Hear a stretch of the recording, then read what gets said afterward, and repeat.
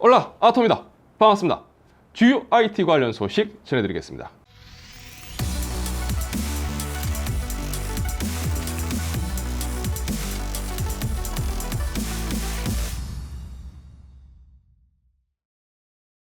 자, 인텔의 12세대 엘더레이크가 올해 말 출시될 것이라는 소문이 무성한 가운데 AMD는 아직까지 이 젠4 아키텍처 기반의 라파엘 관련 소식이 딱히 없는 상황이었습니다. 그런데 최근 이와 관련한 루머들이 조금씩 나오고 있는 상황입니다. 자, 가장 최신 소식으로는 이 패트릭 슈어라는 하드웨어 엔지니어가 트윗한 내용입니다. 솔직히 하드웨어 관련 카더라 중에 이런 식으로 이제 트윗된 내용은 참 좀 애매하긴 해요. 이거는 중간이 없기 때문에 나중에 보면은 맞거나 혹은 아예 어이없는 내용이거나 둘 중 하나니까요. 자, 내용은 이렇습니다. AMD가 젠4 라파엘의 경우 16코어까지만 탑재할 것이라는 이야기입니다. 자, 그동안 줄곧 코어 수를 늘려왔던 AMD가 젠4에서 멈출 것이라는 전망입니다. 물론 최근 컴퓨텍스에서 공개한 새로운 패키징 기술이 적용된다면 이전보다 늘어난 캐시 메모리로 인해서 성능 향상이 있을 것으로 예상을 해볼 수는 있습니다. 여기에 하나 더 추가된 내용을 말씀드리자면 최대 TDP가 170W로 증가될 것이라는 이야기도 있습니다.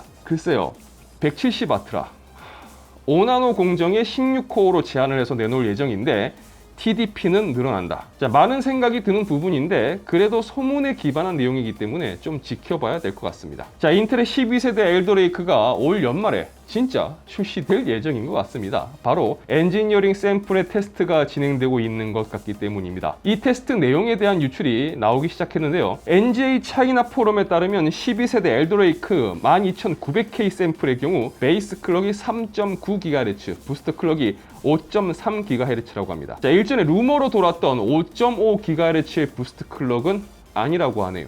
자, 유출된 내용에 따르면 시네벤치 R20의 경우 벤치마크 점수는 다음과 같이 나왔다고 하는데요. 일단 유출된 내용만으로 따지고 보면 AMD 라이젠 5950X보다 높은 벤치 점수를 기록했다고 합니다. 자, 만약 이 유출 내용이 사실이라고 하더라도 엔지니어링 샘플 기준에서 나온 테스트 내용이고 또 시판 버전에 있어서 앞으로 몇 차례 조정이 있을 것으로 생각해 본다면 이 내용만 가지고 뭔가 12세대에 대해서 확정적으로 이야기하기는 좀 어려울 것 같다는 생각도 듭니다. 그리고 굳이 따지고 보면 5950X보다 성능이 떨어진다고 하면 그게 사실 또 문제가 있는 거 아닐까요? 자, 라이젠 5000 시리즈가 출시된 후 새로운 스레드리퍼에 대해서 많이 궁금하셨을 겁니다. 왜 소식이 없지? 안 나오나?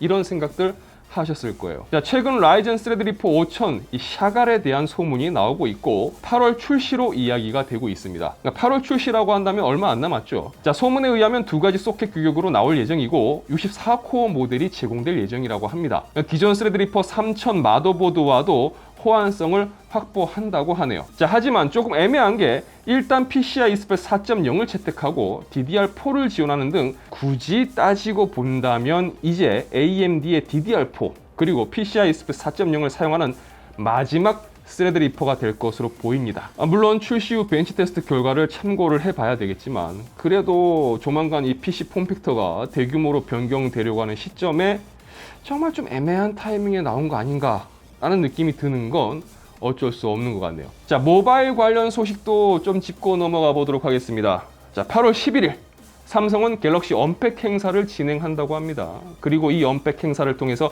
갤럭시 폴드 제품과 갤럭시 워치 4 그리고 새로운 이어버드를 공개할 것으로 보입니다. 자, 이와 관련해서 이제는 유출이라고 보기는 좀 어려울 것 같은데요. 아니 사실 그렇잖아요. 매번 그렇게 유출을 경험하고서도 또 매번 이렇게 유출된다는 건 아예 보안에 관심이 없거나 아니면 그냥 일부러 유출한다고 볼 수도 있는 거겠죠. 어쨌든 최근 이와 관련해서 공개될 제품들의 렌더링 이미지가 유출이 되고 또 아마존을 통해서는 갤럭시 워치 4의 이미지가 유출이 되었습니다. 자, 사전 유출된 내용에 따르면 갤럭시 워치 4는 체지방을 측정할 수 있는 체성분 측정 기능이 추가된 것으로 전해집니다.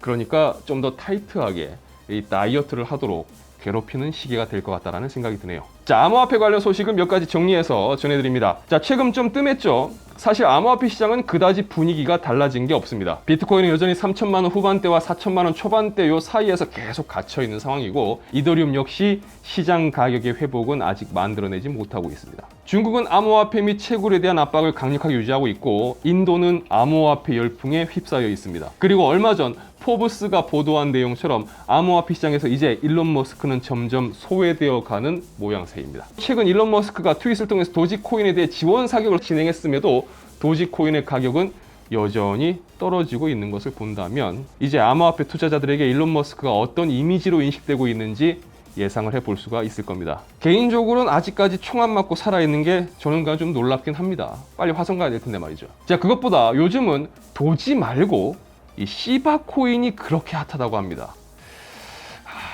진짜 인생은 시바인 것 같네요. 자, 채널 러비다터에서는 다양한 IT 관련 소식과 팁 그리고 제품 리뷰 등을 전해드리고 있습니다. 영상이 유익하시다면 좋아요와 구독 그리고 알람 설정 부탁드리겠습니다. 저는 다음 영상에서 다시 인사드리도록 하겠습니다. 시청해주셔서 진심으로 감사합니다. 지금까지 아토였습니다. 고맙습니다.